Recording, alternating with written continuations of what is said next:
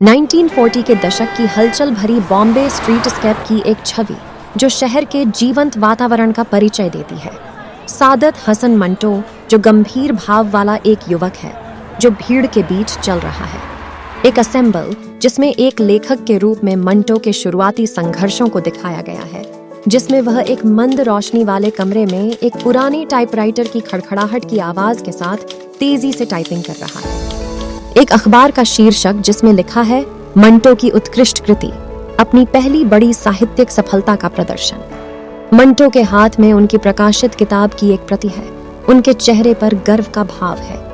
एक ऐसा कमरा जो काफी तनाव और भावना से भरा हुआ है। मंटो अन्य लेखकों और बुद्धिजीवियों के साथ एक सभा में अपनी कहानियों के विषयों पर गर्मागर्म बहस में उलझे हुए थे। मंटो की उत्तेजक कहानियों का एक चित्रण उनकी किताबों के ढेर के साथ कामुकता और विभाजन जैसी सामाजिक वर्जनाओं की उनकी निडर खोज को उजागर करता है। मंटो को अदालत कक्षों, न्यायाधीशों और अखबारों की सुर्खियों में अपने मुकदमों की रिपोर्टिंग की छवियों के साथ कानूनी परेशानियों का सामना करना पड़ रहा है। वह स्वतंत्र अभिव्यक्ति के अपने अधिकार की रक्षा के लिए दृढ़ संकल्पित हैं। मंटो व्यसन और वित्तीय समस्याओं सहित व्यक्तिगत राक्षसों से जूझ रहा है।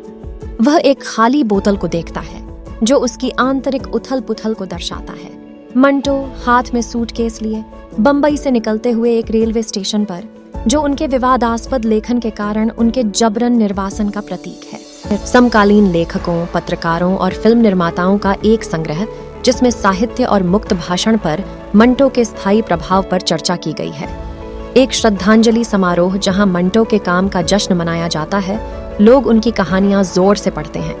एक दीवार पर मंटो के चेहरे का भित्ति चित्र उनकी स्थायी विरासत का प्रतीक है। एक श्रृंखला मंटो की जीवन यात्रा उनके शुरुआती संघर्षों से लेकर एक निडर लेखक के रूप में उनकी विरासत तक उनके उद्धरणों के अंशों के साथ प्रदर्शित करती है।